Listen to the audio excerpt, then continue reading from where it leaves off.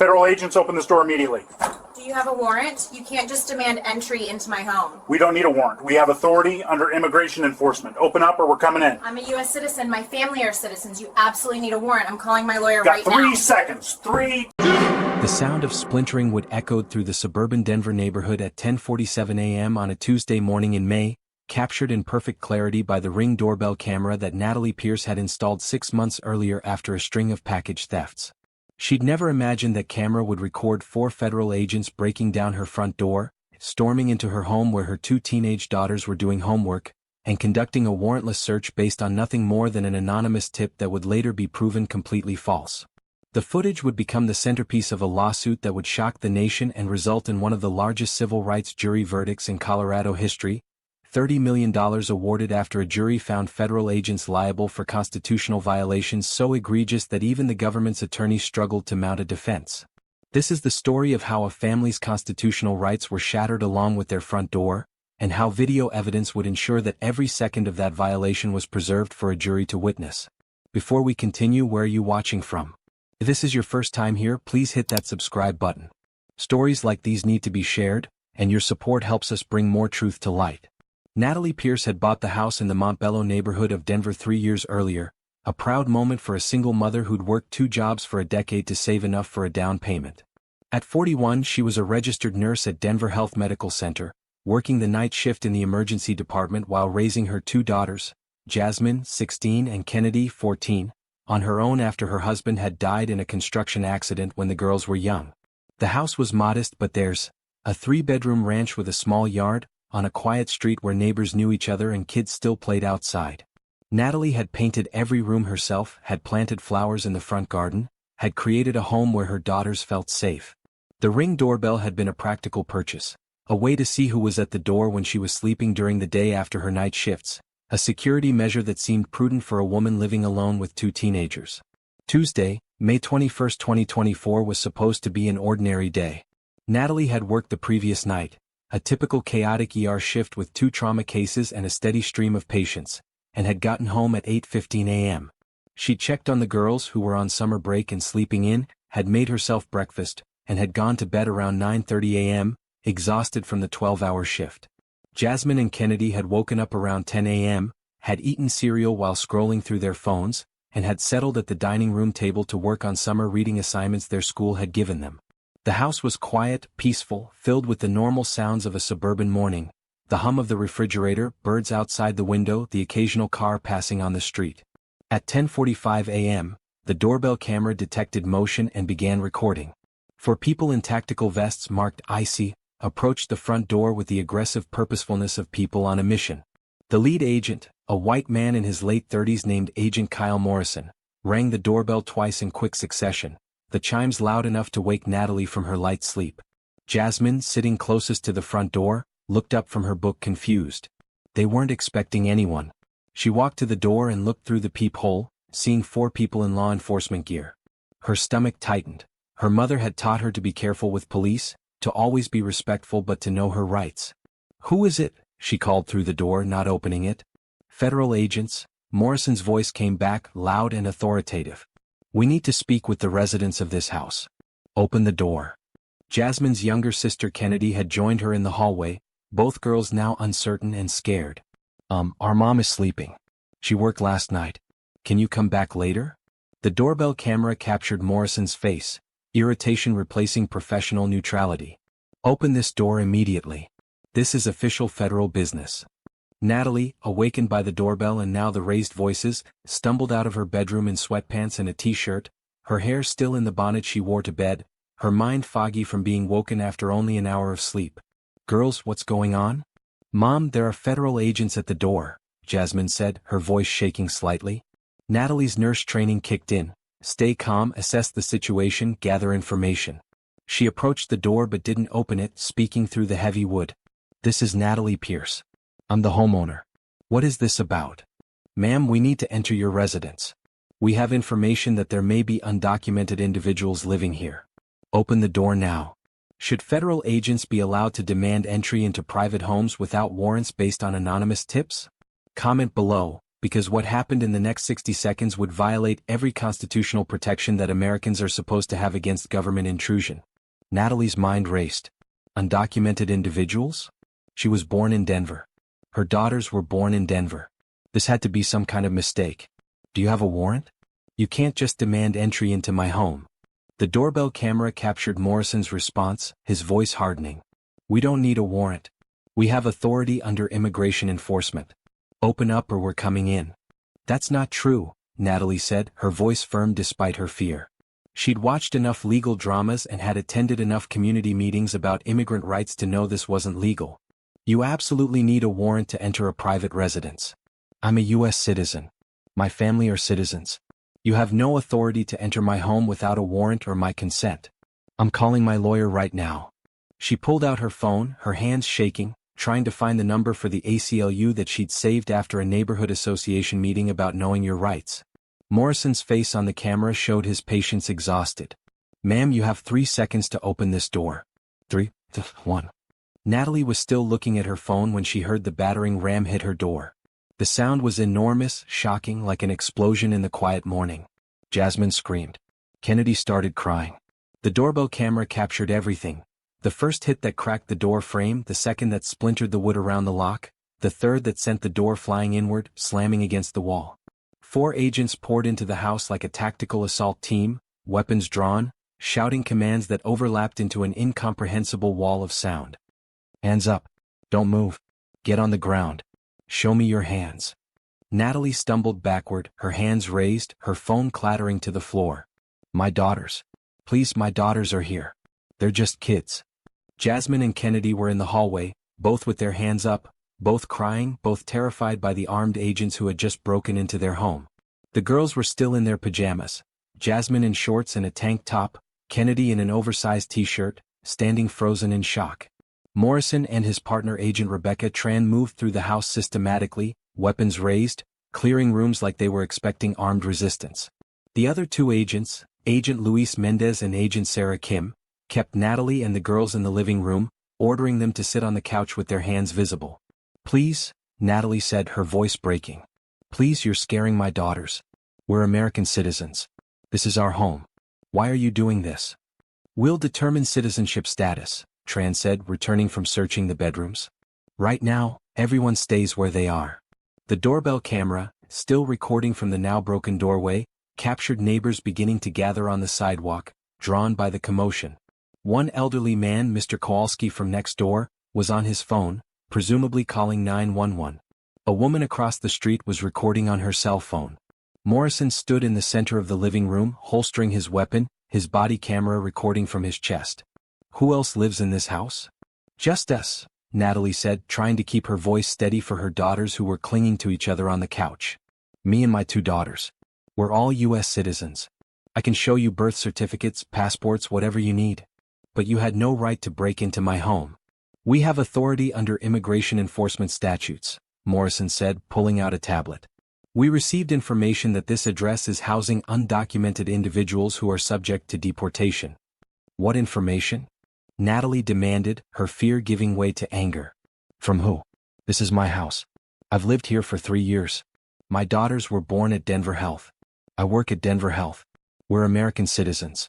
Whatever information you received is wrong. Tran was photographing the interior of the house with her phone. The family photos on the walls, the girls' backpacks by the door, the homework spread across the dining table. Mendez had gone upstairs and was searching through bedrooms. Kim stood by the door, her body camera recording the entire scene. Mom, I'm scared, Kennedy whispered, her 14-year-old voice small and shaking. I know, baby. It's okay. This is a mistake. We haven't done anything wrong. Natalie pulled her daughters closer, trying to provide comfort while feeling utterly helpless. I need to see identification for everyone in this house, Morrison said. Birth certificates, passports, social security cards. They're in my bedroom, Natalie said. In a file box in my closet. Can I go get them? Morrison nodded to Tran. Go with her.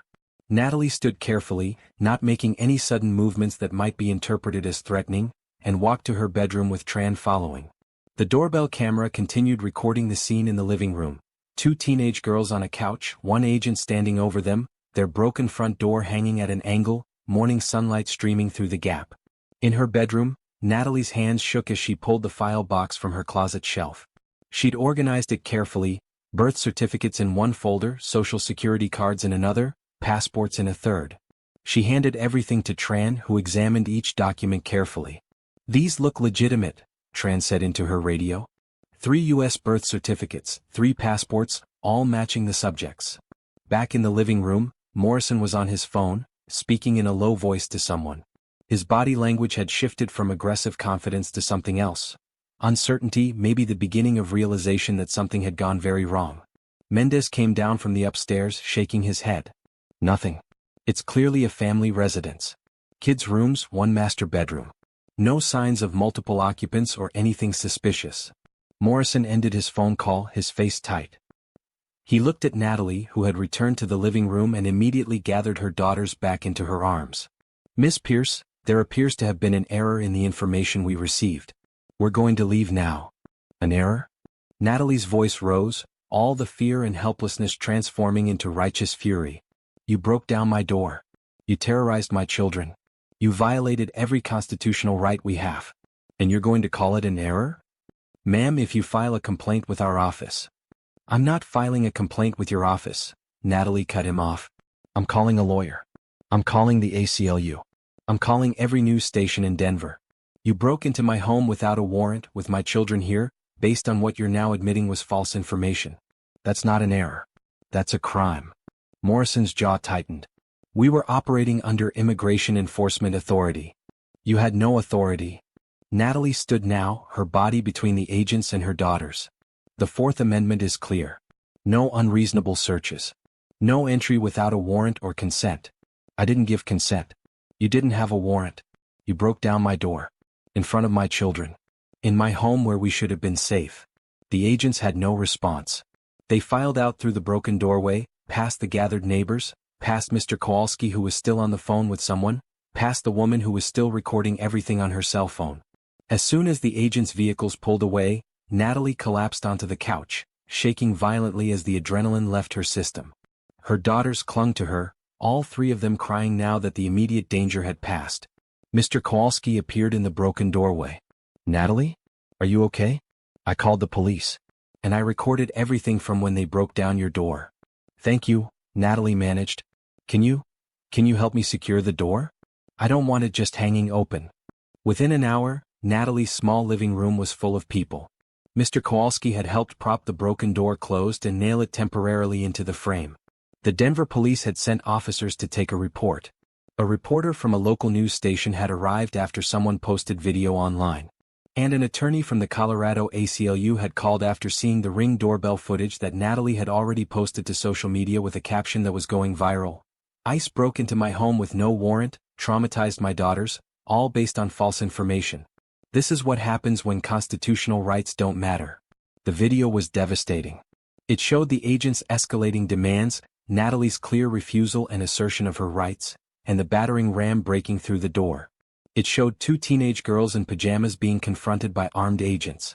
It showed a home invasion disguised as law enforcement. By evening, the video had been viewed over 2 million times. News stations across the country were running the story. Civil rights organizations were issuing statements. And Natalie was sitting in her living room with attorney Marcus Washington from the ACLU, giving a formal statement while her daughters stayed with neighbors because neither girl felt safe in the house anymore. "They broke my door," Natalie said, her voice hollow with exhaustion. "But they broke more than that. They broke my daughter's sense of safety. Kennedy won't sleep in her own bed. Jasmine flinches every time she hears a car door slam. We should have been safe in our own home and now we're not." The lawsuit filed 2 weeks later was unprecedented in its scope. Natalie Pierce, Jasmine Pierce and Kennedy Pierce versus United States Immigration and Customs Enforcement, Agent Kyle Morrison, Agent Rebecca Tran, Agent Luis Mendez, Agent Sarah Kim, and the United States government. The complaint alleged violation of Fourth Amendment rights against unreasonable search and seizure, illegal entry into a private residence, assault for the violent entry, intentional infliction of emotional distress, and deprivation of rights under color of law. The evidence was overwhelming and undeniable. The Ring doorbell footage showed everything from multiple angles as agents moved in and out of the frame. The agents' own body cameras corroborated the video. Natalie clearly refusing entry, clearly stating she was a U.S. citizen, clearly asking for a warrant, all of it ignored. Neighbor testimonies confirmed the violent entry and the terror of the children. Medical records showed Jasmine and Kennedy both being treated for anxiety and trauma following the incident. Most damning was the revelation during discovery about the information that had led to the raid. An anonymous caller had reported suspicious foreign-looking people at Natalie's address, claiming they were undocumented. The call had been made at 9:47 a.m., exactly 1 hour before the agents broke down the door. No verification had been attempted. No database checks had been run. No surveillance had been conducted.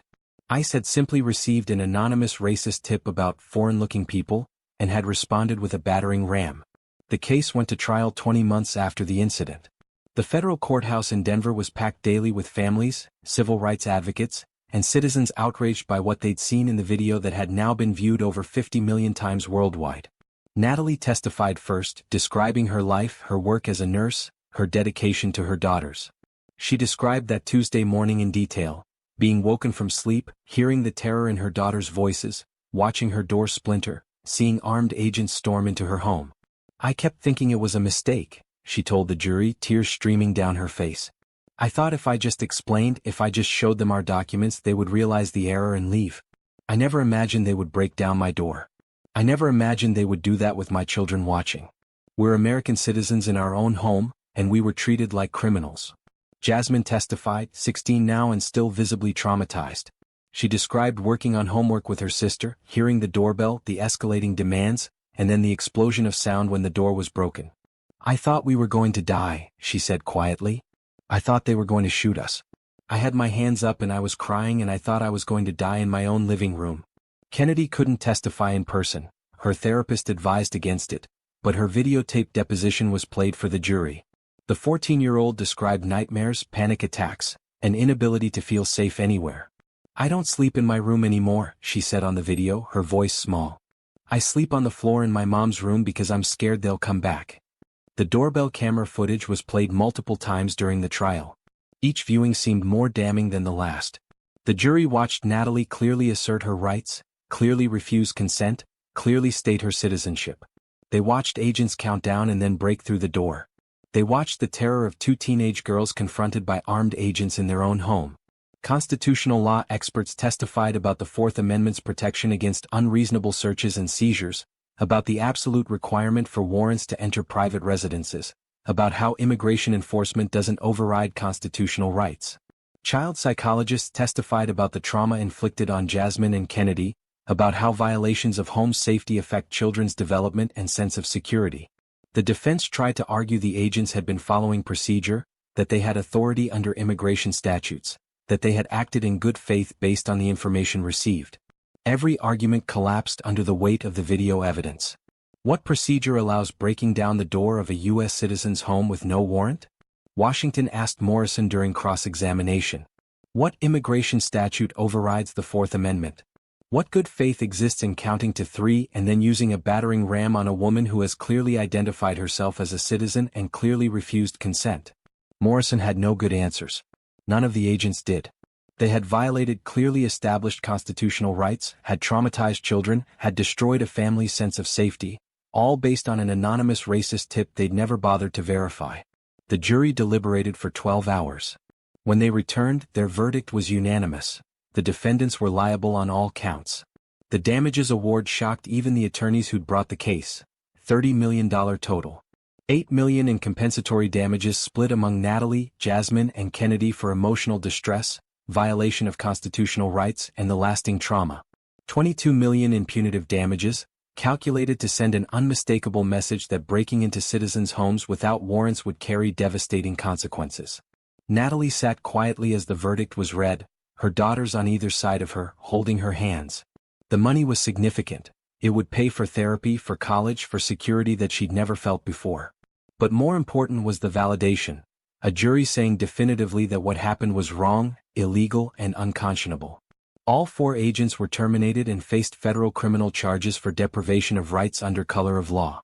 ICE announced a review of residential entry policies and promised new training guidelines for agents, though advocates noted the agency stopped short of admitting systematic failures. Internal reforms were quietly implemented requiring supervisory approval for home entries and mandatory verification of tips, changes that came too late for Natalie's family but might protect others. Natalie used part of her settlement to move to a new house. Neither she nor the girls could ever feel safe in the home that had been violated. She became a powerful advocate for Fourth Amendment rights, speaking at community forums and legal conferences about the importance of knowing and asserting constitutional protections. The doorbell footage became required viewing in law schools and law enforcement training, a perfect example of constitutional violations captured in real time and the human cost of ignoring fundamental rights. And in Denver, the broken door from Natalie Pierce's home was preserved as evidence and later donated to the Colorado Civil Liberties Union, where it hangs in their office as a reminder that no door, physical or constitutional, should be broken without proper legal authority. If you believe the Fourth Amendment protects all Americans, that homes should be sanctuaries from government intrusion, and that children should never be terrorized in their own living rooms, hit subscribe. Because Natalie's story proves that constitutional rights only matter when they're enforced, and sometimes it takes a video, a jury, and $30 million to remind the government that the word unreasonable in unreasonable search still means something.